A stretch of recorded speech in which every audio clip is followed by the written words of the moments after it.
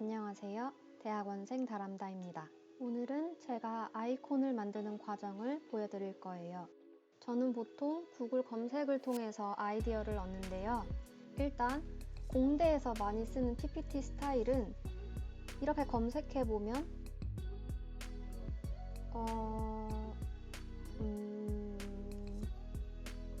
이런 편견도 있군요.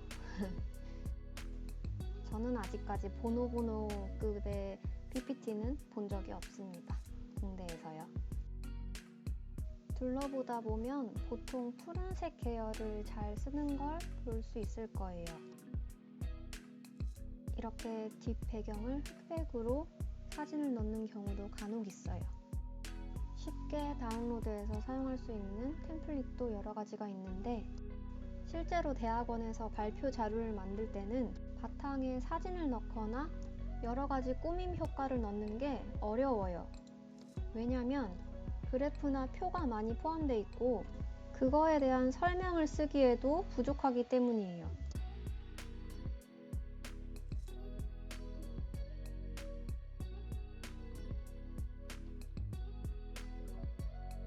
이번엔 실험 PPT를 검색해 볼게요. 마찬가지로 대부분 푸른색 계열로 되어 있고 실험 기구들의 아이콘이 많이 보입니다. 여러 가지를 찾아보면서 마음에 드는 이미지나 구성을 따라해 보기도 합니다.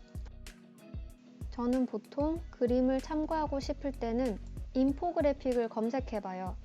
이렇게 귀여운 실험 기구들도 많거든요. 그리고 저의 최애인 플래티콘 아이콘 사이트에 들어가 보시면 정말 다양한 깔끔한 아이콘들을 쉽게 검색할 수 있어요.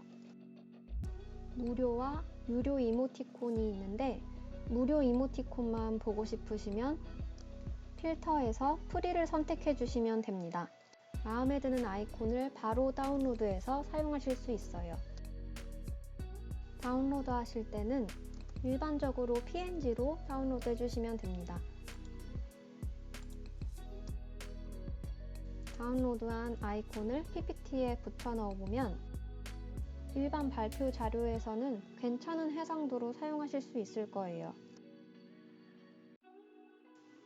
근데 종종 마음에 쏙 드는 그림은 유료일 때가 많아요.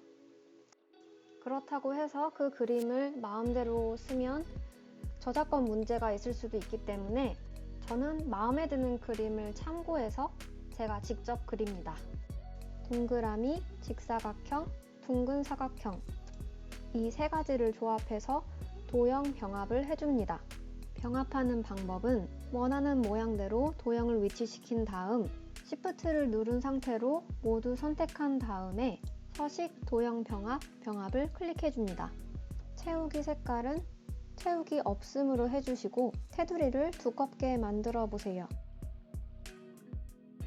안쪽에는 원을 그려주시고 도형 병합 빼기를 이용해서 원하는 모양대로 잘라줄 수 있어요. 기포가 들어있는 모양도 도형 병합 빼기를 활용해서 만들어줄 수 있습니다.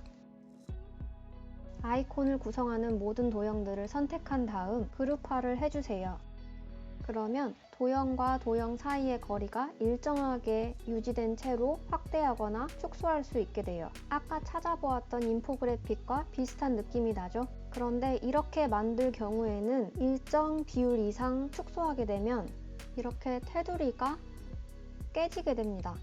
도형 사이의 거리가 일정한데 테두리의 굵기도 일정하기 때문이에요. 이런 것을 방지하기 위해서 저는 테두리 자체를 도형으로 그립니다. 이 말이 무슨 뜻이냐 하면 아이콘을 만드는 방법에서 차이를 아실 수 있을 거예요. 아까와 동일한 방식으로 전체 모양을 병합하기 전까지 만들어 주신 다음에 조금 더 작은 모양으로 안쪽 벽면을 덧대어 줍니다. 이때 테두리의 굵기가 되도록 일정하게 조절해 줍니다.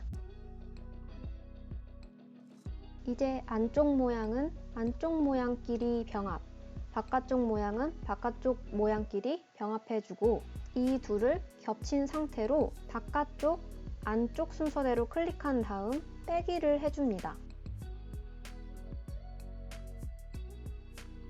그러면 원래 생각했던 테두리가 도형 자체가 되고 처음에 그렸던 아이콘과 확대 축소를 비교해 볼게요. 이번에도 그룹화를 해주고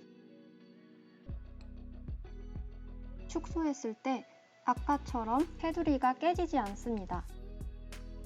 두 개를 한꺼번에 비교해 볼게요. 확실히 차이가 나죠? 이런 실험 기구들을 발표 자료에 쓸 때는 보통 실험 과정을 표현하는 경우가 많기 때문에 이렇게 작게 줄여도 테두리가 깨지지 않게 그리는 게 더 효율적으로 만드실 수 있을 거예요. 이상으로 대학원생 다람다였습니다.